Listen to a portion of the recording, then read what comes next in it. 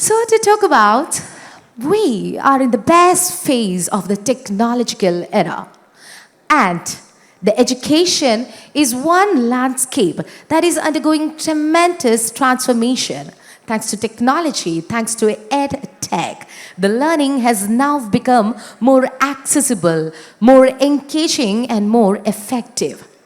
As the Edtech expands, it is not only transforming how the learning process is becoming more accessible or anything. It is not only transforming the learning process, but also how the investors are approaching the opportunities in the education sector. So whether it is the investment opportunities in the education sector or how the EdTech is enhancing the financial literacy that you are curious about, our next session by the distinguished speakers will give you lots of invaluable insights. And this session shall be moderated by Ms. Nezrin Midhlaj, a multifaceted serial entrepreneur who has women empowerment at the heart of all she ventures into. And she is also the founder of GEMSS Arabia, Innova Education, and Nes & Co. Also the co-founder of PBS and a partner of Aishman Ayurveda, and the right person to be starting this session on empowering through education, the impact of EdTech on financial literacy. Nezrin ma'am, can we kindly have you onto the stage shining with us? And she's here, thank you so much. Nezrin ma'am will be joined by someone who is an entrepreneur and who is active in the education and training industry, both in India as well as abroad, for more than a decade. And let us all invite onto the stage Mr. Tom M. Joseph, our next speaker. And he is also an early growth investor in the education, edutech, hospitality, and much more. A co-founder at the International Skill Development Corporation. Mr. Tom M. Joseph, we are absolutely delighted and thrilled to have you here with us. Thank you. And next on the stage, we have someone who is a pioneer of reforming the specialized commerce stream education. Yes, let us put our hands together to be welcoming onto the stage Mr. Orwell Lionell, the Managing Director of Indian Institute of Commerce, Lakshya.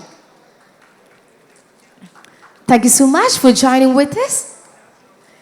And now it is the time for us to be inviting Mr. Arjun Mohan, a consultant with several startups in Edtech, Fintech, and e-commerce space, helping them with scaling, P&L optimization, and sustainable growth. Prior to this, he was a CEO of much Edtech startups, the BYJU'S and the upGrad. Also have undertaken professional roles in sales, marketing, and product development for many MNCs across various industries. Excited to see how the wealth of this experience is contributing to the matter. Thank you so much for joining with us. And lastly, joining with us, we have Mr. Ibnu Jala, a globally recognized visionary leader in the financial market industry. A serial entrepreneur and an astute investor who has the noble mission to create a collaborative ecosystem where everyone can grow and thrive together. So with that, we have got our expert panel of speakers to talk on empowering through education. So over to you, Nezrin ma'am. Thank you so much, Lakshya. A very good morning to all of you. We are glad to have all of you here today. My name is Nezrin, and I will be moderating today's session. So my first question is to Arjun. Arjun, you have scaled up EdTech giants like upGrad and BYJU'S. What are the key strategies, according to you, for scaling an EdTech company globally, particularly in terms of localization and cultural adaptation? I have a second part to that question as well. Do you think EdTech firms can integrate financial literacy into their curriculum to empower learners to make informed financial decisions? Thank you. First of all, thank you for the invite. It's great to be in front of such a big audience. Very excited to do this. Both your questions are very different. So let me take a stab at question number one, which is the scaling part of the EdTech journey, right? See, first and foremost, an education company, let's say an EdTech, no, offline, whatever it is scalable if there is a relevance and a product market fit. So most important part is that, right? Are you really solving for a need? If that is true, then it's about two aspects. One, are you doing your promise, which is that are you delivering the results, or are you making people better, tuned towards going and taking challenges, so on and so forth. And second, are you taking your message to the people you are targeting? So all the startups which I have worked on, this is for startups or companies which I worked on, this is a simple thing which goes into the playbook. Fundamentally, build the right product, reach the right customers with the right marketing, and then keep delivering the results over and over and over again. Now, problem with education typically is that we are not a product which can be tested in a few minutes or few hours. It takes a year to really show, are you able to deliver the result? If you're doing formal education, it may take 3-4 years also, right? So the timeline required is quite longer, right? So it takes time, but once you start doing, crossing that barrier, right, or what you say, the threshold point, you will see that hockey stick moment. So for instance, everyone thinks that BYJU'S is a company which scaled like really fast and did a lot of things. Fact of the matter is, it took us 5 years to build the product, right? So the work actually started somewhere close to 2002, 2003. That's how much it will take. So any overnight wonder you see is actually at least 10 years in the making. That's the truth of it. So so I don't really think this hyper scaling is the right word for it. It takes time to do it, and you need all these aspects of it, right? So that would be my answer for the first question. To come to the second one, we have seen a lot of education companies in K-12, in higher ed, after we saw the regulations opening up. We have seen companies even in medical, right? Now you are seeing a lot of companies in grey collar upskilling also. Very interestingly, financial literacy is something which have not seen any big names for even after education being in existence for a long time. But we can see that is changing today. One, people are seeing that this is a domain you can build a good career in. So people are getting interested in it. Second, the whole way in which average person who lives today manages their money is changing, right? So even for a regular individual who is a professional or who is a smaller time entrepreneur, it has become so important on how they manage their money, how they do their investments. It's no longer a straight jacket thing that I'll go and buy a house. After the asset class have changed. So I believe that even forget upskilling and a job prospect, but even for a regular person who is working somewhere, financial literacy has become hence very, very important. Hence courses in that regard, you're slowly seeing that companies are understanding this and companies are coming in it. So I really feel that this whole synergy of Edtech, fintech, online, and then making a platform which will first teach the people how to manage and then helping them invest is definitely idea whose time has come. So I would expect, and I am seeing good number of companies coming into it. So that's the answer for the second question. Thank you so much, Arjun. I'd like the audience to think of some big names in the financial literacy space, because Arjun could not think of any. So we'll take that during the question answer time. Yeah, my next question, but I would like to come back to you on the cultural adaptation of while scaling. Yeah, we'll discuss that. Or you want me to answer that now? If you can, that'll be good. Yes. That was also a part of the question. I mean, good point you didn't see. See, the thing is, when you're looking at marketing, using marketing to scale, right? The easiest way to do marketing is if you can talk the language of the culture. You relate quickly, right? If you are able to, even from naming the company, naming the product, all the way up to how you are presenting it so that it becomes a synergetic part of the everyday life of your customer, that's the easiest and the cheapest way to reach to the customer. right? Why do you think the most popular Indian ads are jingles, right? These are because we are, as a country, we love music. So it really goes in there, right? So a marketer of today needs to have very deep cultural understanding. Otherwise, only thing he or she will do is burning money on digital, right? So that will be the answer for that question. Thank you so much. So to Orwell, my question was something else, but since he is anyways talking about marketing, I'd like to go to the question of, you explored Mohanlal as your brand ambassador for Lakshya, right? So was that a strategic move for segment marketing? And I believe that there are competitors also taking advantage of that. So how did you come up with that? That was also a very culturally associated thing, like he mentioned. So, yeah. Very good afternoon. Yeah, okay. Yeah, very good afternoon to all. കുറച്ച് detail ആയിട്ട് answer പറയേണ്ട ഒരു question ആണ്. 2011 ലക്ഷ്യ IIC ലക്ഷ്യ start ചെയ്യുന്നത്.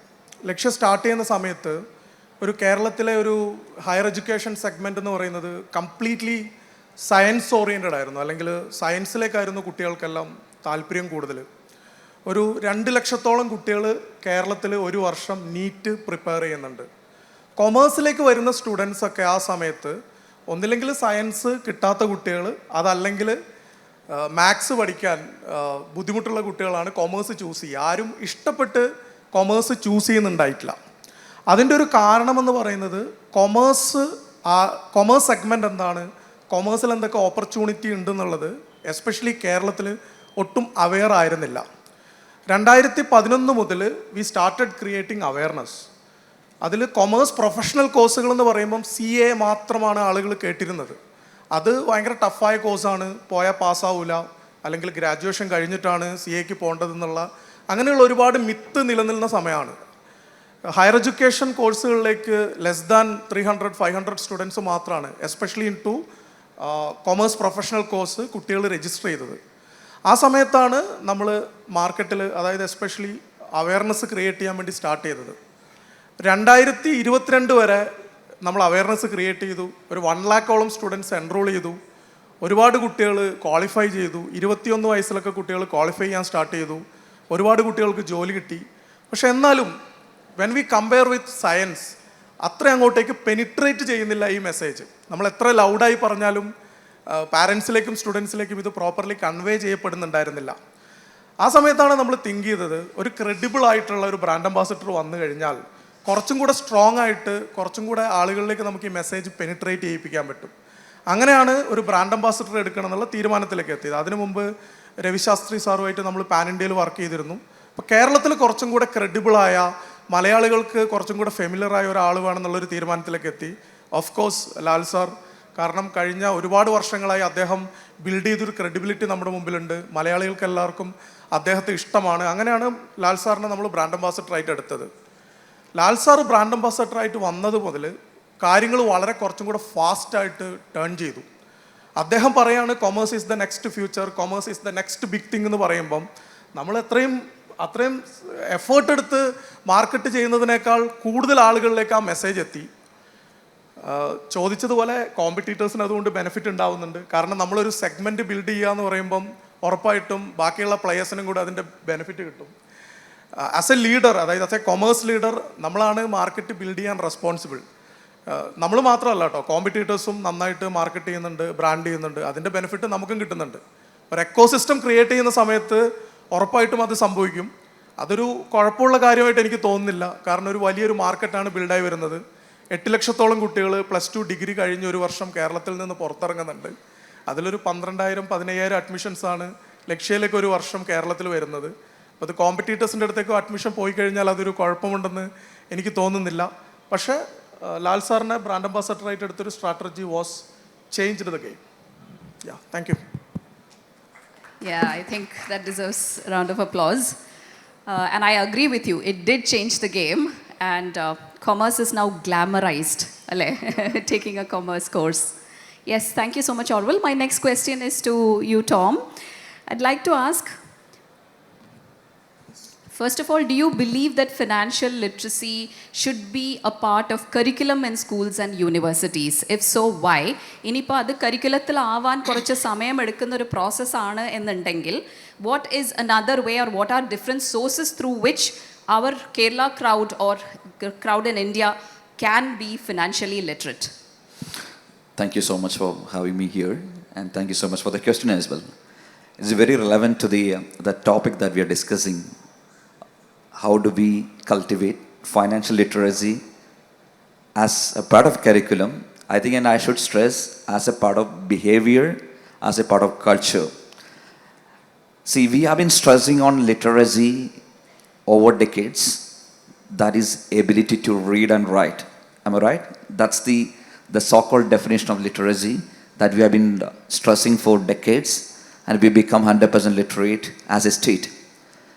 Now we have been discussing for the last couple of years the financial literacy and data literacy, and there are a lot of so-called literacies.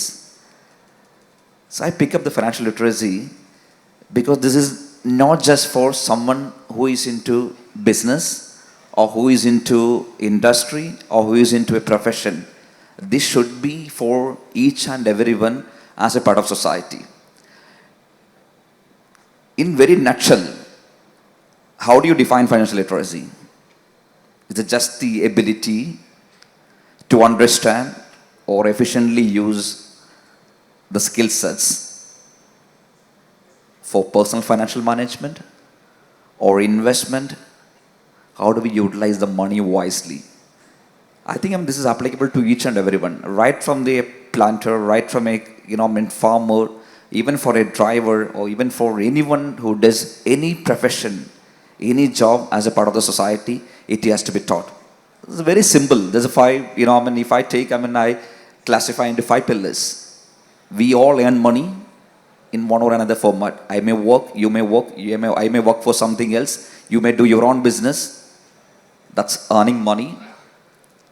We invest. We may invest in Koreas. Chittil invest ചെയ്യാറുണ്ട്.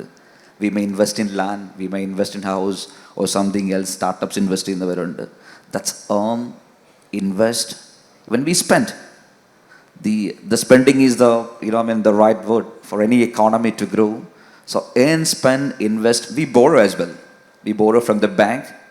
We borrow from our friends, family, and we protect, and we save and protect. So these are the 5 pillars has to be taught from the school. So why I'm stressing this point? We have been talking about all the startups and raising money, and that has been considered as a benchmark for being a successful startup or venture or an establishment in India or in the world for the last couple of years. You are considering the company is successful, the kind of amount of money, the kind of amount of check you raise from an investor. Then how the companies are failing after raising money? The basic financial management. Am I right? Do you agree with me or no? Yes or no? So this is something has to be taught from the curriculum. It's a basic common sense. How much you earn, how much you spend, how much you invest, how do you protect your money? This is what failing as a part of curriculum. I think, whatever we are learning, so most of the startups, we run by the people, the boardroom guys, they're ready to understand the hardcore realities, the basic principles. So this has to be taught from the curriculum. I strongly believe that in every school, every college curriculum or school curriculum, financial literacy as a part of the curriculum, as a subject topic, right from the early schooling days. Then we create that as a culture, we create that as a behavior that will help us not just creating successful ventures. If you take the personal financing, we manage our own family based on our salaries, based on the income we get. We manage our families, we manage our investments. So this is something very crucial, and I strongly believe that, and financial literacy has to be a part of the curriculum. In all our ventures, what we do, we are also more into education.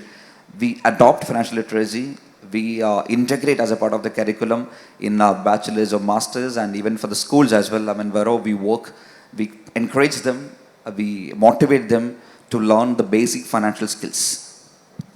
Thank you, Tom. I have a follow-up question to that. You are the director of Jain University. What is Jain doing to inculcate this as a part of the curriculum? Have you introduced something since you believe so much in having it as a part of curriculum? I think let me take up, continue with my last answer. I think this is not just for any accounting student or finance student, even for a commerce student or business student. Financial literacy applicable to each and everyone who studies the forensic science, who studies psychology, even they do something in design or they do something in arts. That's what I'm trying to convey. This has to be built, or this has to be promoted as a culture, as a behavior. How do you efficiently manage your money? How do you efficiently invest? How do you spend wisely? How do you save? How do you protect your money? Of course, Jain is doing a lot of initiatives, as a lot of awareness sessions for the students, and even as a part of the curriculum is a choice-based credit course, and we have a course around financial literacy and financial markets. It is open to any student studying interdisciplinary. A science student can take. And we motivate students to take, couple of the credit courses, especially around financial literacy or data literacy. All these courses we encourage students to take up as a kind of mandatory choice. That will help them to build the career, not just the career, efficiently manage themselves. Wonderful. That's exactly what I wanted to know. Yes, coming to you, Ibnu. A beautiful combination of finance and education. You've already been doing that because you're so passionate about that. നിങ്ങളുടെ business model ഞാൻ കഴിഞ്ഞ ദിവസം കേട്ടപ്പം I felt so curious to know more about it, because ഞാൻ പറ്റുന്ന രീതിയിലൊക്കെ contents create ചെയ്യുന്ന ഒരാളാണ്. ആൻഡ് എനിക്കൊരു പ്ലാറ്റ്ഫോം ഒന്നുമില്ല ഉണ്ടാക്കിയിട്ട് പോകാൻ. I have to depend on Instagram and Facebook and all of that. And അതിനെനിക്കൊരു സ്റ്റുഡിയോ ഇല്ല ഷൂട്ട് ചെയ്യാൻ, എൻ്റെ അടുത്ത് മൈക്കില്ല, ഒന്നുമില്ല. So I heard your concept. I want everyone, because I know that ഈ ഇരിക്കുന്ന ക്രൗഡിൽ ഒരുപാട് പേരുണ്ടാവും എൻ്റെ പോലെ ബ്രാൻഡിനെ പ്രൊമോട്ട് ചെയ്യണം, അല്ലെങ്കിൽ എന്തെങ്കിലും ഒരു നോളജബിൾ സംഭവം ജനങ്ങൾക്ക് പഠിപ്പിച്ച് കൊടുക്കണമെന്ന ആഗ്രഹമുള്ളവരുണ്ടാവും. അപ്പം അവർക്കൊക്കെ ഉപകാരപ്പെടുന്ന ഒരു പ്ലാറ്റ്ഫോമാണ് ഞാൻ കേട്ടിട്ടുണ്ട്. Can you explain a little more about that? Okay, thank you. Good afternoon. ഞാൻ പ്ലാറ്റ്ഫോമിനെ പറ്റിയാണ് പറയേണ്ടത്. പ്ലാറ്റ്ഫോമിനെ പറ്റി പറഞ്ഞാൽ മതി. What is it? ഒരു ക്യൂരിയോസിറ്റി എലമെന്റ് ഉണ്ട് എല്ലാവർക്കും to know what is, because ഇവിടെ വന്നവരെല്ലാവരും ശ്രദ്ധിച്ചിട്ടുണ്ടാവും ഫിൻകോ Versity, right? Yeah. So you can talk about that. Okay. Yeah, Finquo Versity എന്ന് പറഞ്ഞാൽ ഒരു അഗ്രിഗേറ്റഡ് പ്ലാറ്റ്ഫോമാണ്. അതായത് ഇപ്പം നമ്മൾ നോക്കുകയാണെങ്കിൽ ഒരുപാട് കോഴ്സുകൾ, അതേപോലെ നമ്മൾ പഠിക്കാനുള്ള അവസരങ്ങൾ ഇഷ്ടം പോലെ ഉണ്ട്. പക്ഷേ ഈ മണി എഡ്യൂക്കേഷൻ, ഇപ്പോൾ ടോം സാറ് പറഞ്ഞ പോലെ ലിറ്ററസി, അതേപോലെ അതിൻ്റെ കൂടെ ഒരു വേർഡ് ഉപയോഗിച്ച് ബിഹേവിയർ എന്നുള്ളത്, അതാണ് ഏറ്റവും ഇമ്പോർട്ടൻറ്റ്. ഒരു പക്ഷേ നമുക്ക് ലിറ്ററസി ഉണ്ടായിട്ടും കാര്യമില്ല. നമ്മൾ ചിലപ്പം എല്ലാവരും തന്നെ, ഞാനൊക്കെ ബിസിനസ്സിലേക്ക് ഇറങ്ങിയ സമയത്ത് നമ്മൾ ഒരു ഘട്ടത്തിൽ എന്ത് ചെയ്യും, കുറേ ഹൈറ്റിലേക്ക് പോകും, പിന്നെ ഒരു up and down, snake and ladder game പോലെയാണ് നമ്മൾ പോവുക.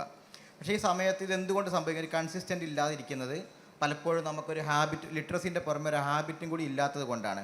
അപ്പോൾ ഒരു ഹാബിറ്റും കൂടി ക്രിയേറ്റ് ചെയ്യുക, ആ രീതിയിലുള്ളൊരു ഫിനാൻഷ്യൽ ലിറ്ററസി പ്ലാറ്റ്ഫോമാണ് എൻ്റെ ഫിൻകോ വേഴ്സിറ്റി എന്നുള്ളത്.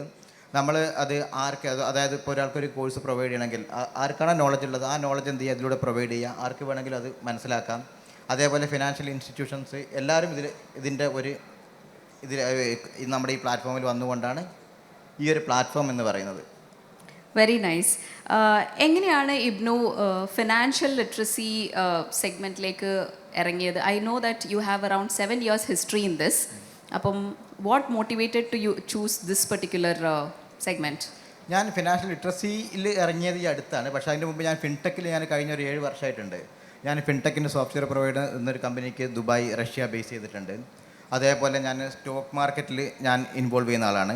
അപ്പോൾ ഇപ്പോൾ ഈ സമയത്തൊക്കെ തന്നെ പലപ്പോഴും ഒരുപാട് നമുക്ക് വെൽത്ത് ക്രിയേറ്റ് ചെയ്യാനും ഏൺ ചെയ്യാനുള്ള അവസരങ്ങൾ ഉണ്ടായിട്ടും ആളുകളുടെ ഇമോഷൻ കൊണ്ടും ഈ ബിഹേവിയർ ഇല്ലാത്തത് കൊണ്ടും നഷ്ടത്തിലേക്ക് പോകുന്ന, അല്ലെങ്കിൽ പൈസ നഷ്ടപ്പെടുത്തുന്ന, അതല്ലെങ്കിൽ ഒരുപാട് ഇപ്പം നമുക്ക് ഇഷ്ടം പോലെ കാണാൻ വേണ്ടി പറ്റും വളരെ ഈസി ആയിട്ട്. ഇപ്പോൾ കേരളത്തിൽ തന്നെ ആണെങ്കിലും വേൾഡ് മൊത്തം ആണെങ്കിലും ഒരുപാട് സ്കാമുകൾ നടക്കുന്നത്, ഇതൊക്കെ ഒരുപാട് കാണുന്നുണ്ട്. അങ്ങനെയാണ് ഞാൻ ഈ ലിറ്ററസിയിലേക്ക് ഇറങ്ങിയിട്ട് ഒരു 3 വർഷമായിട്ടുള്ളൂ. അതിന് മുമ്പ് ഞാൻ 7 വർഷമായിട്ട് ഫിൻടെക്കിലാണ് ഞാനുള്ളത്.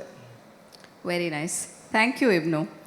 Coming back to Arjun, after one more round of quick question and answer, we'll open to audience for questions. So I'd like to ask, why do you think some prominent edtech firms are going to loss? എന്താണ് cash rich ആവാത്തത് അവര്?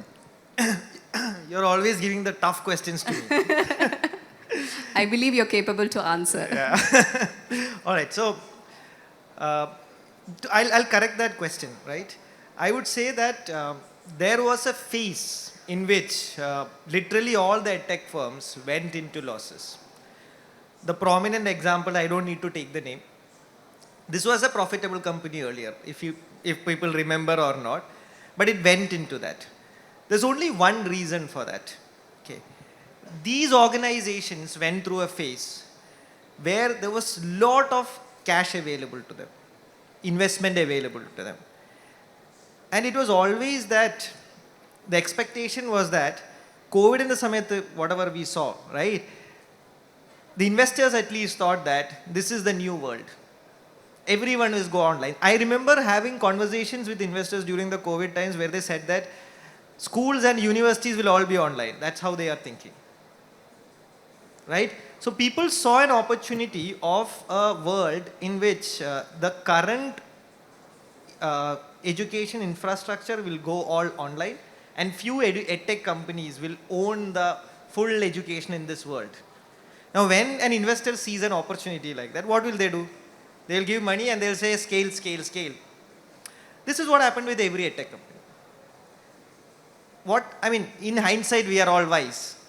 We can always say that, okay, that was wrong. Education is not like that. It takes 10 years to at least create an education business. And these are very profitable businesses.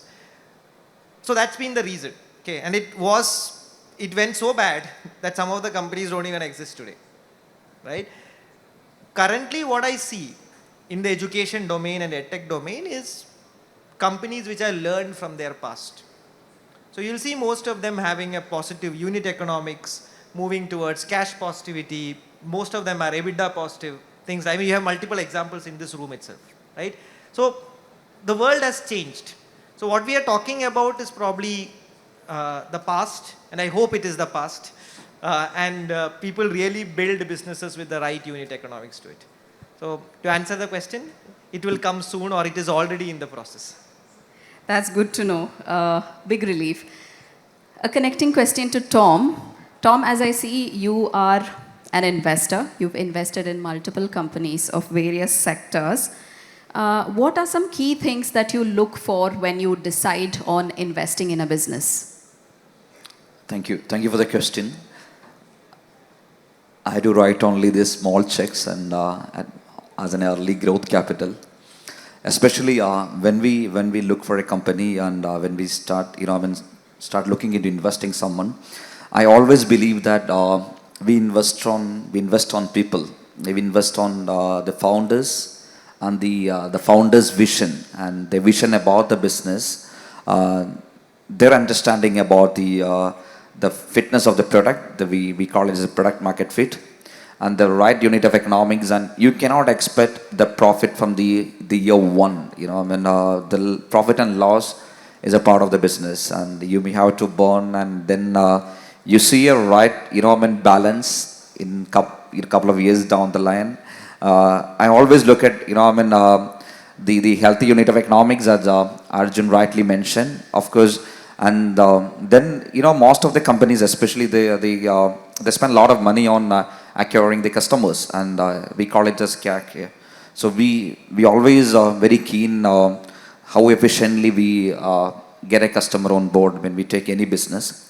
And then of course the scalability, which is something every investor is looking for.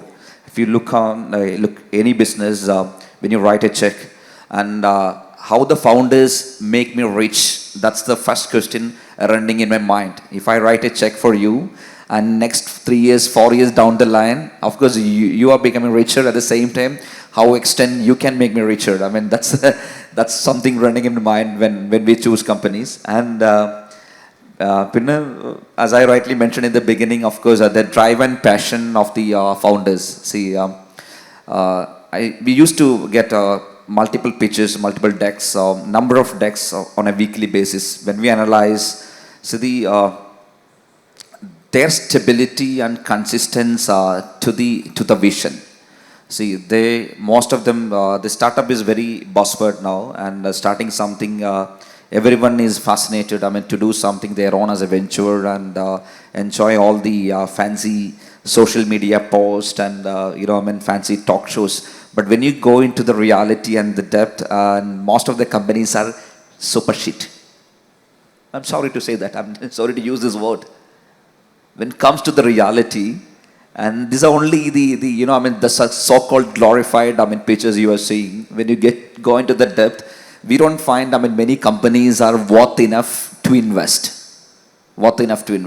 So I look at, of course, the founder's vision and their the consistency, their passion to the business. How consistent they are. See, the youngsters, of course, they see some ideas and they jump from one to another. We might have invested for something else. After 3 months, when we start talking to them and analyzing the last quarter strategy, they would have explaining something about some of the products, some of the sectors. This is the kind of consistency they are missing, especially among the youngsters. And then I think I answered most of the points. The right unit of economics or the product might fit, and of course the people. I believe that we need great people for great business. Without people, you can't run the business. And I'm looking for a business. Should be people centric, at the same time driven by the technology and the process. Thank you. Thank you, Tom. Next question, once again to Orwell. Orwell, Kunal Bal emphasized the need for India to focus on creating thousands of Indicons instead of just few hundred unicorns. For those of you who don't know about Indicons, 100 crore revenue ulla oru company that has started in last 15 years can be categorized into Indicons. So more number of Indicons venam ennanu Economic Times la post la aalu paranjathu. I know that Lakshya by 2025 is going to be an Indicon. And angana aayi kariyumbom, what are your strategic priorities? Is it going to be branding? Is it going to be in further investments? What is the next vision that you will take? Yeah. IIC Lakshya ഒരു ബൂട്ട്സ്ട്രാപ്ഡ് കമ്പനിയാണ്. Next as you said 2025 ജാനുവരിയിൽ നമ്മൾ 15 years complete ചെയ്യും. Turn over criteria already നമ്മൾ meet ചെയ്ത് തന്നെയാണ്. കേരളത്തിൽ കഴിഞ്ഞ 15 വർഷമായിട്ട് നമ്മൾ ക്രിയേറ്റ് ചെയ്തൊരു സെഗ്മെൻറ്റ്, നമ്മളായിട്ട് അവയർനെസ് ക്രിയേറ്റ് ചെയ്ത് കൊണ്ടുവന്ന ഒരു സെഗ്മെൻ്റ് ഉണ്ട്. നമ്മളൊരു പ്ലേ ബുക്ക് ക്രിയേറ്റ് ചെയ്തിട്ടുണ്ട്. ഈ പ്ലേ ബുക്ക് പാൻ ഇന്ത്യ പല സ്റ്റേറ്റിലേക്കും പല സിറ്റിയിലേക്കും റെപ്ലിക്കേറ്റ് ചെയ്യുക എന്നുള്ളതാണ് നമ്മുടെ സ്ട്രാറ്റജി. കഴിഞ്ഞ 3 വർഷമായിട്ട് നമ്മളിപ്പോൾ പാൻ ഇന്ത്യ എക്സ്പാൻഷൻ ഫോക്കസ് ചെയ്യുന്നുണ്ട്. Already we started in Delhi, Kolkata, Mumbai and Bengaluru. ദുബായിൽ GCC കൺട്രീനെ ഫോക്കസ് ചെയ്ത് നമ്മളവിടെ ചെയ്യുന്നുണ്ട്. ഇത് റെപ്ലിക്കേറ്റ് ചെയ്യുക എന്നുള്ളതാണ്. അതായത് കേരളത്തിൽ നമ്മൾ ചെയ്ത ഈ മോഡൽ റെപ്ലിക്കേറ്റ് ചെയ്യുക എന്നുള്ളതാണ് നമ്മൾ ചെയ്യുന്നത്. പിന്നെ ആസ് ടോം സെഡ്, തുടക്കം മുതൽ തന്നെ ആദ്യത്തെ വർഷങ്ങളിൽ ഒരിക്കലും ഒരു കമ്പനി പ്രോഫിറ്റബിൾ ആവില്ല. പ്രോഫിറ്റബിൾ ആകുന്ന കമ്പനീസ് ഉണ്ട്. നമ്മൾ വളരെ അത്ര വലിയ പ്ലാനിങ്ങിലൊന്നും ആയിരിക്കില്ല ഒരു കമ്പനി തുടങ്ങാം. പക്ഷെ കമ്പനി തുടങ്ങി കുറച്ച് മുന്നോട്ട് പോകുമ്പോൾ നമ്മൾ ബിസിനസ് പ്രൊഫഷണലായിട്ട് പഠിക്കും, പ്രോഫിറ്റിൻ്റെ ഇമ്പോർട്ടൻസ് നമ്മൾ മനസ്സിലാക്കും. അത് പ്രോപ്പറായിട്ട് ചെയ്യാൻ പറ്റി ലക്ഷ്യക്കെന്നാണ് ഞാൻ വിശ്വസിക്കുന്നത്. കാരണം ബൂട്ട്സ്ട്രാപ്ഡായി നിൽക്കുന്നത്, ഇൻവെസ്റ്റ്മെൻറ്റ് എടുക്കുന്നത് ഒരു തെറ്റുമില്ല. കമ്പനിയിലേക്ക് ഇൻവെസ്റ്റ്മെൻറ്റ് കൊണ്ടുവരാം, റൈറ്റ് ഇൻവെസ്റ്റ്മെൻറ്റ് എടുക്കാം, അത് പ്രോപ്പറായിട്ട് യൂട്ടിലൈസ് ചെയ്യുന്നതിലൊന്നും തെറ്റില്ല. പക്ഷേ ആ 15 വർഷം നമുക്ക് ബൂട്ട്സ്ട്രാപ്ഡായിട്ട് നിൽക്കാൻ പറ്റിയത് ഉള്ളതൊരു അഭിമാനമായിട്ട് ഞാൻ കാണുന്നു. എന്തായാലും എക്സ്പാൻഷൻ്റെ ഭാഗമായിട്ട് നമുക്കിനി മുന്നോട്ടേക്ക് പോകുമ്പം ഫണ്ട് എടുക്കേണ്ടി വരും. ഗ്രോത്താണ്, പാൻ ഇന്ത്യ ഗ്രോത്ത് തന്നെയാണ് നമ്മുടെ strategy. Okay, thank U. Thank you so much. Your question. Yes, you did. Thanks a lot. My last question to Ibnu.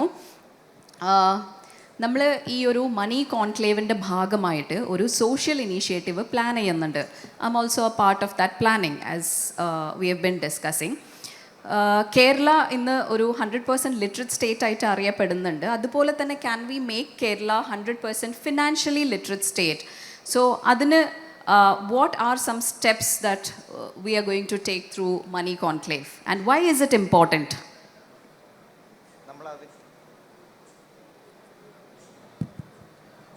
ഇതിൽ നമ്മൾ ഫ്ലൈ എന്നുള്ളൊരു കൺസെപ്റ്റ് ക്യാമ്പയിൻ കൊണ്ടുവരികയാണ്. അതായത് ഫിനാൻഷ്യൽ ലിറ്ററസി ഫോർ ആൾ. ഇതാണ് ആ ക്യാമ്പയിൻ. ഇത് നമ്മൾ ഏർലി സ്റ്റേജ് തന്നെ സ്കൂൾ കോളേജുകളിൽ തന്നെ നമ്മളിത് സ്റ്റാർട്ട് ചെയ്യാൻ വേണ്ടി പോവാണ്. കേരളത്തിലെ എല്ലാ സ്കൂളിലും കോളേജുകളിലും അതിൻ്റെ ഒരു ഭാഗമായിട്ട് ഇതാണ് ഇതുകൊണ്ട് ചെയ്യാൻ പോകുന്നത്. So I'll expand a little more on what Ibnu said. അതായത് നമുക്ക് ഫിനാൻഷ്യലി ലിറ്ററേറ്റ് സ്റ്റേറ്റ് ആണെങ്കിൽ ടോം നേരത്തെ പറഞ്ഞതുപോലെ it should be a part of our behaviour ചെറുപ്പം മുതലേ അല്ലേ. And for that we need to start spreading awareness through schools and colleges at a younger age. നമ്മൾക്ക് എല്ലാവർക്കും അറിയുന്നത് പോലെ തന്നെ not everyone can afford a financial literacy course currently in India. Majority of our population does not belong to that category.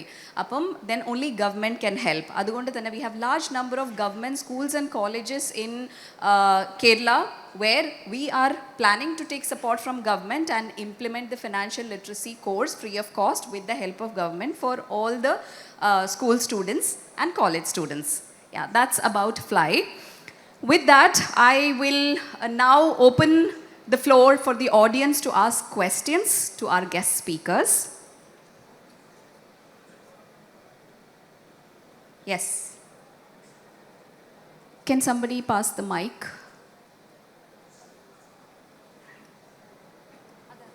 Behind you, yeah. This way.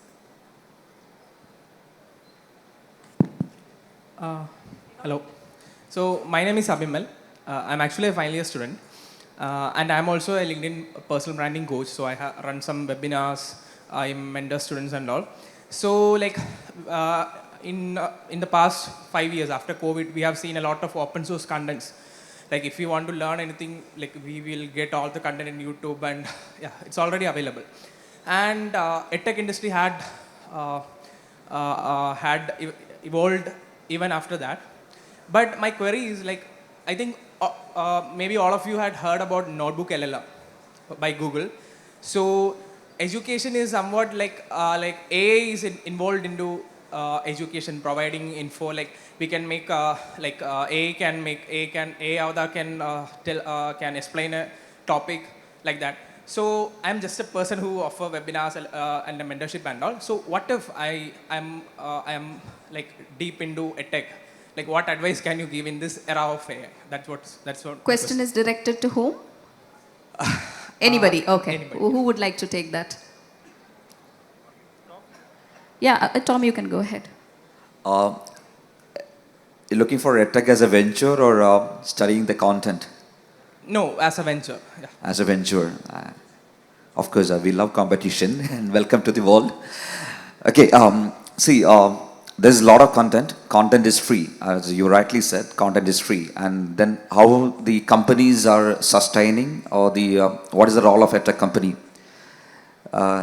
If I take it in a different way, you search for something, you come across thousands of, or million of content in the open source or even search. You do it just at Google, you find hell lot of answers for one thing, yeah? What we do as a company, we package it rightly and we curate it rightly the way you want. I should say, the kind of making a pizza. When I order a pizza, I may need a different toppings. I may prefer lettuce, I prefer green chili, and you prefer something else. And how do we package the content the way the customer is expecting? This is the game. That's the real game for any Edtech venture.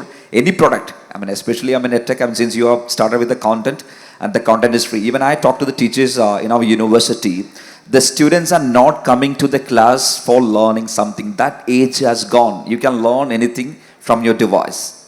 They're looking for exposure, they're looking for networking, they're looking for meeting people.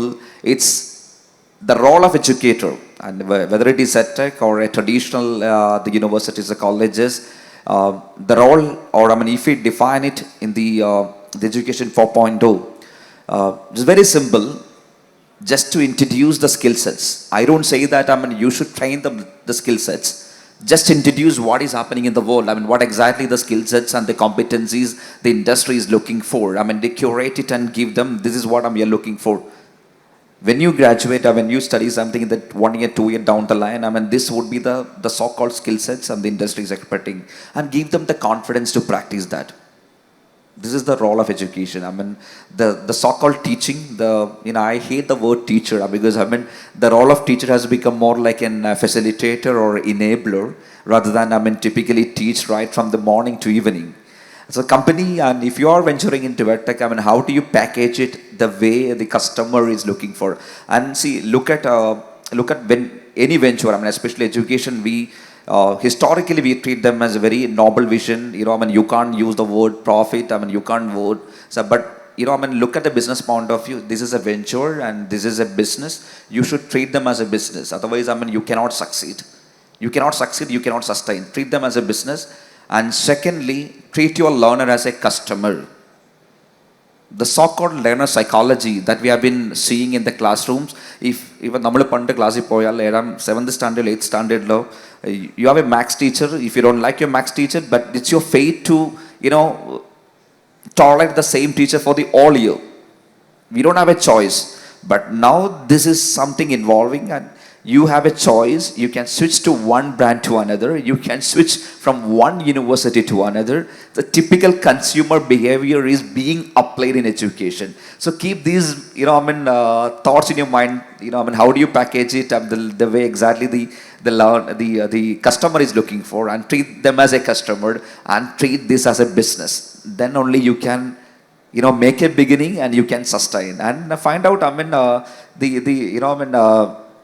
The relevance, and I think the word Arjun has used, the relevance. I just want to add, relevance and reflection. And are you rightly reflecting what is the relevance?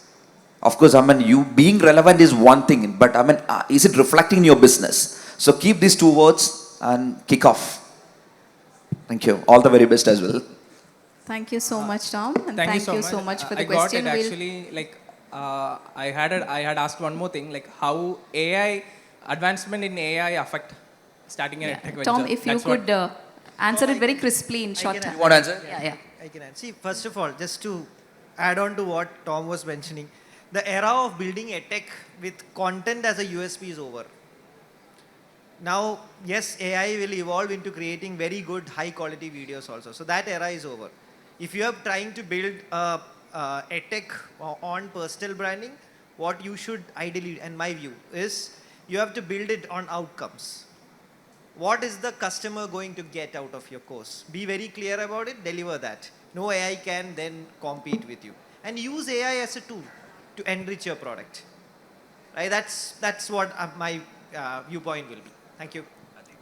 Just to what? Thank you. Just to what? Technology brings a scale that brings efficiency. And of course, there's no harm in using technology for scaling up your business and efficiently managing it. Thank you so much. One last question. Yes.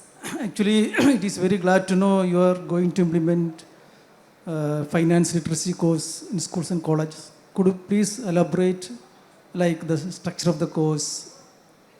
Sure. So the planning is just started right now. We have not come up with a completion of what the program will look like.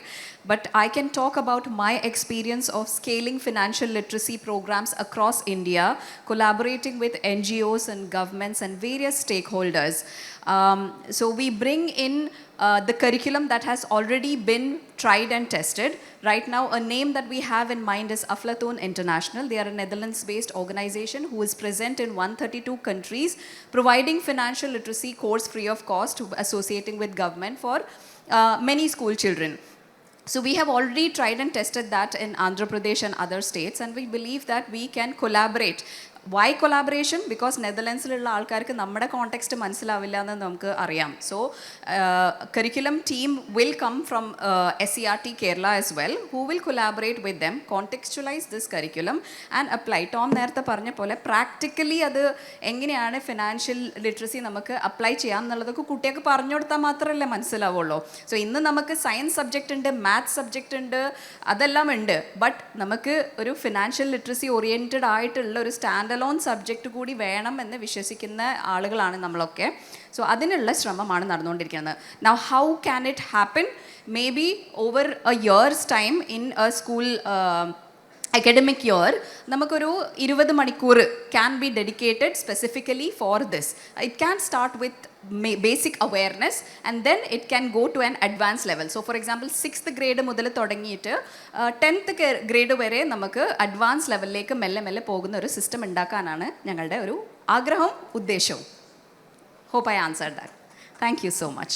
ഈ financial ലിറ്ററസിക്ക് വേറെ language ഒന്നുമില്ല. ലോകത്തെല്ലായിടത്തും ഒരു കാര്യമേ ഉള്ളൂ. എനിക്ക് 50,000 രൂപ ശമ്പളമുണ്ട്, എനിക്ക് 10,000 രൂപ ഞാൻ വാടക കൊടുക്കണം, 10,000 രൂപ ഫുഡ് കഴിക്കണം, ബാക്കി എന്ത് സേവ് ചെയ്യാൻ പറ്റും, എത്ര രൂപ എനിക്ക് കടം മേടിക്കാൻ പറ്റും, എത്ര രൂപ എനിക്ക് ഇൻവെസ്റ്റ് ചെയ്ത പൈസ കിട്ടും.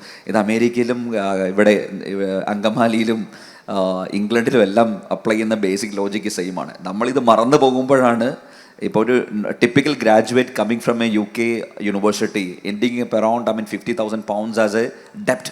I'm just talking about £50,000 as a debt, not just the course fees. Course fee ആണ് കരുതരുത് കേട്ടോ. This is basically to maintain his status, maintain his the social and the so-called managing the friends community. ആ ഒരു skill set അല്ലെങ്കിൽ ആ ഒരു എന്താ പറയുക ഇൻസൈറ്റാണ് മിസ്സാവേണ്ടത്. അപ്പോൾ അതിന് ഒരു തലപ്പുകഞ്ഞ് നമ്മളൊന്ന് ആലോചിക്കേണ്ടത്. നമ്മളെല്ലാവരും ബേസിക് അപ്ലൈ ചെയ്യുന്ന കാര്യം തന്നെയാണ്. Based on your the income, based on the potential income, how do you plan or manage your finance. And this no big thing around it. It's not a rocket science, very simple. I agree, Tom, and I know that ഏത് രാജ്യത്തു നിന്നാണെങ്കിലും you can take it, it's basic for everyone. But നേരത്തെ നമ്മൾ തുടക്കത്തിൽ discuss ചെയ്തൊരു cultural adaptation ഉണ്ടല്ലോ. So I'm talking here about contextualising in that basis. Cultural adaptation നമുക്ക് എന്തൊരു കരിക്കുലം നമ്മൾ കൊണ്ടുവരികയാണെങ്കിലും കൊണ്ടുവരണമെന്ന് ആണ് ഞാൻ വിശ്വസിക്കുന്നത്. So any one more question, we have run out of time, but one last question. Yes, thank you. Hello. Sorry. Shall I take? Okay. So I am Shihabuddin. I am representing BYJU'S School. So really appreciate the thoughts of Tom. Tom ടീച്ചേഴ്സിൻ്റെ അടുത്ത് പറയുന്നുണ്ടല്ലോ, അതായത് പഠിപ്പിക്കൽ നിർത്തുക എന്ന് പറയുന്ന ഒരു concept. ഇപ്പോൾ personal ലൈഫിലും ഞാൻ എക്സ്പീരിയൻസ് ചെയ്തൊരു കാര്യമാണ്. ഇപ്പോൾ പറഞ്ഞു നമ്മൾ ഫിനാൻഷ്യൽ ലിറ്ററസി കൊടുക്കണമെന്ന് പറഞ്ഞു. Is it given as an add-on? Should it be given as an add-on?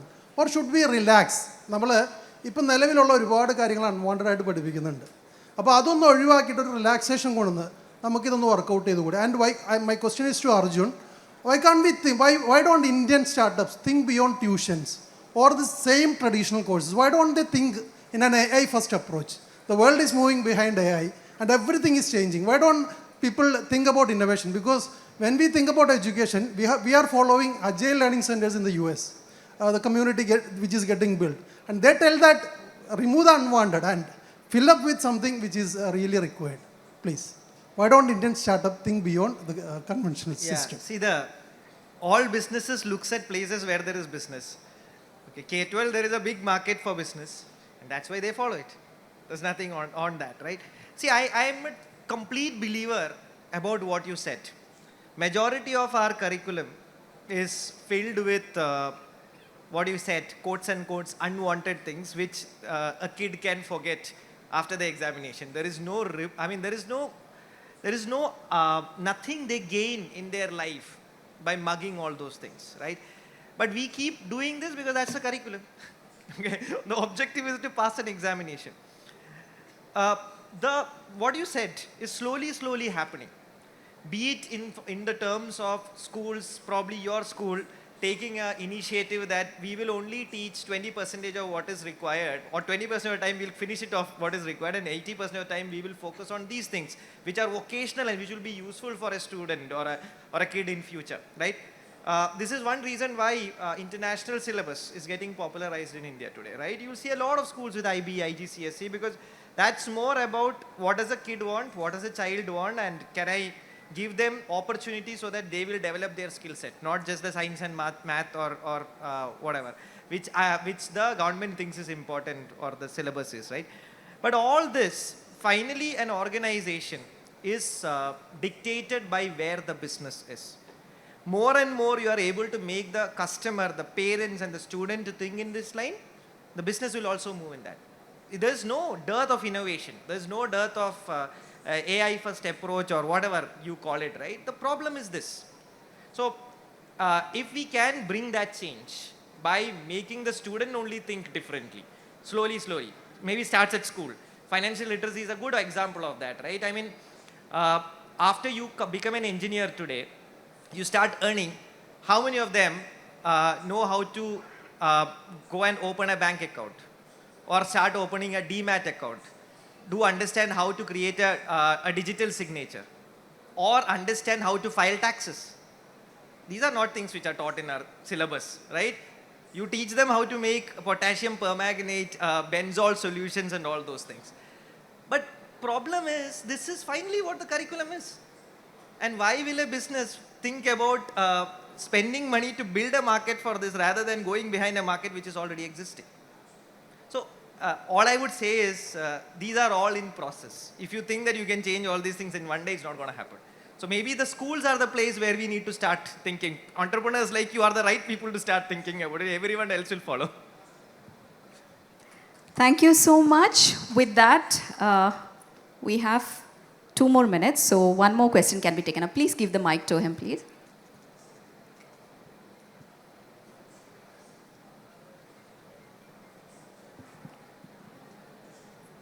Hello. My name is Shuaib. I am from Kannur, Payyanur. My question is to Arjun Mohan. ഞാൻ നിങ്ങളുടെ പുസ്തകം വായിക്കുന്ന സമയത്താണ് ആദ്യമായിട്ട് പരിചയപ്പെടുന്നത്. Educating A billion എന്ന് പറഞ്ഞിട്ടുള്ള ഒരു പുസ്തകം. എഡ്ടെക്കിൽ പാഷനേറ്റ് ആയിട്ടുള്ള ഏതൊരാളും വായിച്ചിരിക്കേണ്ടുന്ന ഒരു പുസ്തകമാണ്. അപ്പോൾ അതിൽ സാറ് പറയുന്നുണ്ട്, അതായത് ബൈജൂസ് ആയിക്കഴിഞ്ഞാലും അത് ഗ്ലോബൽ ലെവലിലോട്ട് റീച്ച് ചെയ്യുന്ന സമയത്തായിക്കഴിഞ്ഞാലും അതിൻ്റെ സെയിൽസും അതുപോലെ തന്നെ മാർക്കറ്റിങ്ങും ഹെഡ് ചെയ്തത് സാറാണെന്നുള്ളത്. അപ്പം ഇവിടെ ബൈജൂസിൻ്റെ ഒരു പ്രൊഡക്റ്റ് യൂസ് ചെയ്തിട്ടുള്ള ഏതെങ്കിലും ഒരു പാരൻ്റ് ഉണ്ടെന്നുണ്ടെങ്കിൽ ചിലപ്പം നമ്മൾ യൂട്യൂബിൻ്റെ കമൻറ്റ് സെക്ഷനിലും കാര്യങ്ങളിലൊക്കെ ആ ഒരു തെറിവിളി കാണാൻ വേണ്ടിയിട്ട് പറ്റും. അപ്പോൾ അതിനുള്ള ഒരു ഉത്തരവാദിത്വം സാർ ഏറ്റെടുക്കുക എന്നുള്ളൊരു കാര്യം. പിന്നെ അതിനപ്പുറം വേറൊരു കാര്യം ചോദിക്കാനുള്ളത് പറയുന്നത്, നേരത്തെ പറഞ്ഞല്ലോ, കഴിഞ്ഞ സെഷനിൽ നിതിൻ സാർ പറഞ്ഞൊരു സാധനം ഉണ്ടായിരുന്നു. അതായത് ഇപ്പോഴത്തെ ഈ ഒരു 18 to 25 ഏജിൻ്റെ ഇടയിൽ നമ്മൾ ഉണ്ടാക്കുന്ന ഒരു സാധനം എന്ന് പറയുന്നത്, നമ്മൾ ആൾക്കാരായിട്ട് കമ്മ്യൂണിക്കേറ്റ് ചെയ്യേണ്ട എങ്ങനെയാണ്. ഒരു ബിസിനസ്സിൽ എന്ന് പറയുമ്പം ഫൈനാൻസും മാർക്കറ്റിങ്ങും HR-ഉം പിന്നെ ഇപ്പോൾ എട്ടെക് ആണെങ്കിൽ അക്കാഡമിക്സും കാര്യങ്ങളൊക്കെ ഉണ്ടെങ്കിൽ പോലും സെയിൽസ് എന്ന് പറയുന്നത് മോസ്റ്റ് ഇമ്പോർട്ടൻ്റ് ആണ്. അപ്പോൾ ഒരു റിലേഷൻഷിപ്പ് ബിൽഡ് ചെയ്യലാണ്. അപ്പോൾ ആൾക്കാരായിട്ട് സംസാരിക്കാൻ സമയത്ത് പല എട്ടെക് ഫേം എടുത്ത് നോക്കിക്കഴിഞ്ഞാലും അവർ പറയുന്ന ഒരു കാര്യം എന്ന് പറയുന്നത്, ആൾക്കാർ സെയിൽസിലോട്ട് വരുന്നു, പ്രഷറാണെന്ന് പറയുന്നു, പെട്ടെന്ന് തിരിച്ചു പോകുന്നു ഒരു 3 മാസം എടുത്തുകൊണ്ട്. അപ്പോൾ അങ്ങനെയുള്ള കാര്യങ്ങളൊക്കെ എങ്ങനെയാണ് ഹാൻഡിൽ ചെയ്തത് എന്നുള്ള ഒരു ക്വസ്റ്റ്യൻ. ഫസ്റ്റ് ക്വസ്റ്റ്യൻ അതാണ്. പിന്നെ സെക്കൻഡ് ക്വസ്റ്റ്യൻ എന്ന് പറയുന്നത്, നമ്മുടെ IIC ലക്ഷ്യൻ്റെ ലയണൽ സാറ് പറഞ്ഞ ഒരു കാര്യമാണ്. അതായത് ഇപ്പം ബൈജൂസിൻ്റെ കാര്യം എടുക്കുകയാണെങ്കിൽ പോലും പറഞ്ഞല്ലോ, 2000 തൊട്ടിട്ട് ഒരു 5 വർഷം പ്രൊഡക്റ്റ് ബിൽഡ് ചെയ്യാൻ വേണ്ടിയിട്ട് എടുത്തു. പിന്നെ 2018 ആ ഒരു കൊറോണ ടൈം ആവുന്ന സമയത്താണ് ലെവറേജിങ് സ്റ്റാർട്ട് ചെയ്യുന്നത്. അപ്പം അതുവരെ അന്ന് വരെ ഇല്ലാതിരുന്ന ബൈജൂസിൻ്റെ ഒരു കാര്യം ഹാർവാർഡ് ബിസിനസ് റിവ്യൂ ഒരു കേസ് സ്റ്റഡി ആയിട്ട് എടുത്തത് ബ്ലൂ ഓഷ്യൻ സ്ട്രാറ്റജി എന്ന് പറഞ്ഞാൽ അന്ന് വരെ നിലനിന്നിട്ടില്ലാത്ത ഒരു സാധനം ബൈജൂസ് ഉണ്ടാക്കിയെടുത്തു. ഒരു 10 വർഷം വരെ ഒരു ഫെൻസിങ് കെട്ടാൻ വേണ്ടിയിട്ട് പറ്റി. അപ്പം അതിനുശേഷം ബൈജൂസ് ഉണ്ടാക്കിയ ആ ഒരു മാർക്കറ്റിലുള്ള അവയർനെസ്സും കാര്യങ്ങളും പാൻ ഇന്ത്യൻ ലെവലിൽ അത് അക്കാഡമി അതുപോലെ തന്നെ വേദാന്തു തുടങ്ങിയിട്ടുള്ള അവർക്കും കൂടെ ഒരു ലെവറേജിങ് ആയിട്ട് മാറിയിട്ടില്ലേ എന്നുള്ള ഈ 2 ക്വസ്റ്റ്യൻസ് ആണ്. Okay, first question. I mean ആ റെസ്പോൺസിബിലിറ്റി ഏറ്റെടുക്കുക എന്ന് പറഞ്ഞാൽ ഒരു ഭയങ്കര റെസ്പോൺസിബിലിറ്റി ആവും. അതുകൊണ്ട് I don't even want to discuss about it. I just want to say that it was always a great product build and I have no question about it. Okay, it is just business mistakes made by multiple people. I don't want to go into all those details which ended up doing this. And yes, responsibilities will have to be taken, solutions will have to be done. To a large extent, I think they have done it also, but I don't want to comment too much about it. When you talk about the whole Edtech ecosystem which is built, right? First of all, and thank you for reading the book and giving the feedback, and I talk about this in detail in the book also. Byju's അല്ല ആദ്യമായിട്ട് എട്ടെക് ecosystem ഇന്ത്യയിൽ build ചെയ്തത്. അതിന് മുമ്പേയും ഒരുപാട് ecosystems ഉണ്ടായിരുന്നു. Okay, I don't know how many of you remember there was something called as EduComp, which actually revolutionized how classroom education is done through digital technologies. അതിനുശേഷം there were multiple digital first projects, B2C projects like Merit Nation and all these things. Then there was a company called Tutor Vista which tried to do online education of international students using Indian teacher. So India and education and innovation in education is not new. BYJU'S took it to another level. I call it as the third wave. BYJU'S in our level, why it went to another level is because their timing was right. The product was great, and there was interest coming back in education in an exponential level because of COVID. And they were at the right place at the right time, and hence it became a runaway success. Yes, it created, I mean, ആ സമയത്ത് content ഉപയോഗിച്ചിട്ടാണ് barrier to entry the company had created. No longer those barriers existed and that industry went on. Unacademy, Vedantu, every one build on it. But fundamentally the problem is that all this was built at such a big pace which an education as an industry cannot sustain. Education takes time to build.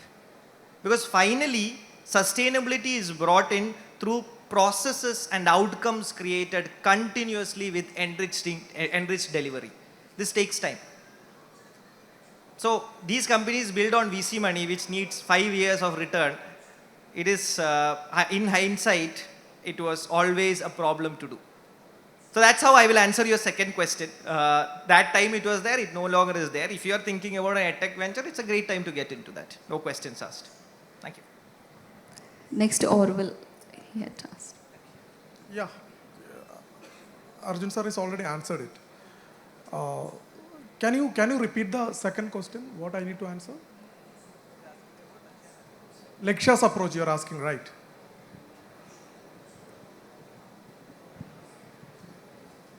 Sir പറഞ്ഞല്ലോ, അതായത് competitors number of competitors മാർക്കറ്റിൽ ഉണ്ടാകുന്ന സമയത്ത് അത് even competitors ആയിട്ടുള്ള ആൾക്കാർക്ക് പോലും അത് ബെനിഫിറ്റ് ആണ്, മാർക്കറ്റിൽ അവയർനെസ് കൂടുകയാണെന്നുള്ളൊരു കാര്യം. ബൈജൂസ് ഫസ്റ്റ് സ്റ്റാർട്ട് ചെയ്യുന്ന സമയത്ത് അങ്ങനെ ഒരു കോൺസെപ്റ്റ് ആരും ഉണ്ടായില്ല. പിന്നെ അവസാനം ഒരു കോവിഡിൻ്റെ ടൈമൊക്കെ ആയ സമയത്ത് അക്കാഡമി ഈവൻ 2010 സ്റ്റാർട്ട് ചെയ്തിട്ടുണ്ട്. എന്നിരുന്നാൽ പോലും ആ ഒരു ടൈമിലാണല്ലോ അവർ ലെവറേജ് ചെയ്യുന്നത്. അതായത് ബൈജൂസ് ഉണ്ടാക്കിയെടുത്തിട്ടുള്ള ആ ഒരു മാർക്കറ്റിലുള്ള അവയർനെസ് അത് അക്കാഡമിക് ആയിക്കഴിഞ്ഞാലും അതുപോലെ വേദാന്തുവിനായി കഴിഞ്ഞാലും ഇതുപോലുള്ള നമ്പർ ഓഫ് എഡ്ടെക് പ്ലേയേഴ്സിനായി കഴിഞ്ഞാലും അത് അവർക്ക് ലെവറേജ് ചെയ്യാൻ വേണ്ടിയിട്ട് അവരും കൂടെ ടോട്ടൽ ഒരു മാർക്കറ്റിൽ അവയർനെസ് ഉണ്ടാക്കുന്ന സമയത്ത് കോമ്പറ്റീറ്റേഴ്സിന് അത് ഹെൽപ്ഫുൾ ആയില്ല എന്നുള്ളത് ഞാൻ അർജുൻ മോഹൻ സാറിൻ്റെ അടുത്തായിരുന്നു ചോദിച്ചത്. തീർച്ചയായിട്ടും ഒരാൾ മാർക്കറ്റ് ക്രിയേറ്റ് ചെയ്താൽ അത് ബാക്കിയുള്ളവർക്കും കൂടെ ബെനിഫിറ്റഡ് ആവും. എനിക്ക് തോന്നുന്നു ഇന്ത്യയിൽ ഏകദേശം 256 മില്യൺ സ്കൂൾ ഗോയിങ് സ്റ്റുഡൻസ് ഉണ്ട്, 100 മില്യൺ വർക്കിംഗ് പ്രൊഫഷണൽസ് ഉണ്ട്. അപ്പോൾ ഒരാൾക്ക് മാത്രം ഒരിക്കലും ഇത്രയും ആളുകളെ സെർവ് ചെയ്യാൻ വേണ്ടി പറ്റത്തില്ല. We need multiple players, we need multiple institutes. ഒരു മേജർ മാർക്കറ്റ് ലീഡർ വന്നിട്ട് ഇൻഡസ്ട്രി സെഗ്മെൻറ്റ് വൈഡൻ ചെയ്യുന്ന സമയത്ത് ഉറപ്പായിട്ടും അത് എല്ലാവർക്കും ബെനിഫിറ്റ് കിട്ടും. അത് അങ്ങനെ തന്നെയാണ്. അതുകൊണ്ട് പ്രത്യേകിച്ച് ഒരു പ്രശ്നമില്ല. നന്നായിട്ട് ചെയ്യുന്ന ആൾക്കാർ സസ്റ്റെയിൻ ചെയ്യും. അതാണ് മാർക്കറ്റിൽ നിന്ന് നമ്മൾ കാണുന്നത്. Thank you all. Thank you so much. With that, we wind up today's EdTech session. Thank you, speakers, for your wonderful responses, and thank you, audience, for your questions. That's all from our side. Thank you so much. Thank you so much, each one of you, for elaborating on the impact of EdTech on financial literacy. It was absolutely great listening to each one of you, and what a great, enthusiastic audience. And kindly allow us to express our gratitude to each one of you from the Money Conclave 2024. May I humbly request the Honorable Founder and CEO of the Expresso Global, Mr. Aftab Shaukat, to kindly come over and join with us on the stage to hand over our appreciation gesture, the souvenir, to Mr. Tom M. Joseph. And Mr. Tom M. Joseph, it was absolutely wonderful of you to have highlighted how the financial literacy should be forming a part of the school education system, and also for giving us a peek into an investor's mindset.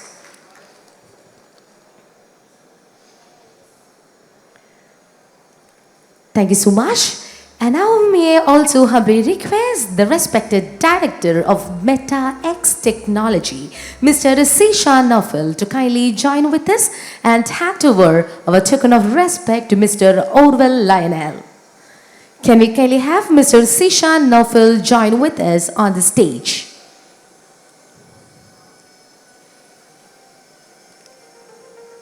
Alright, in his absentia, may I humbly request Mr. Hemendra Mathur, the venture partner of Bharat Innovation Fund, to kindly join with us and to kindly hand over the token of appreciation to Mr. Orwell Lionell. And Mr. Orwell, thank you so much for having let us get a better idea on how the branding helps to penetrate the markets and how it creates an awareness on the whole ecosystem. Thank you so much. And Mr. Hemendra Madhav, may I humbly request you to kindly hand over this token of love and appreciation to Mr. Arjun Mohan as well. And thank you so much, Arjun, for enlightening us on the cultural adaptation.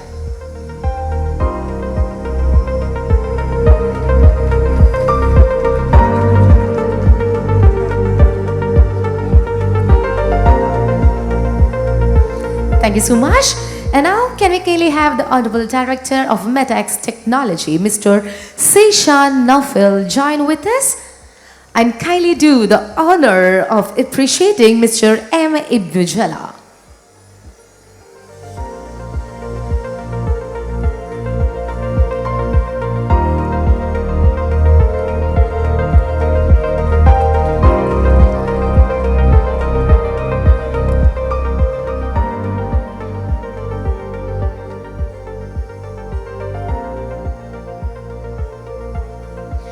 Alright, thank you so much. And yes, may I humbly request all of you to kindly join together for a group photograph.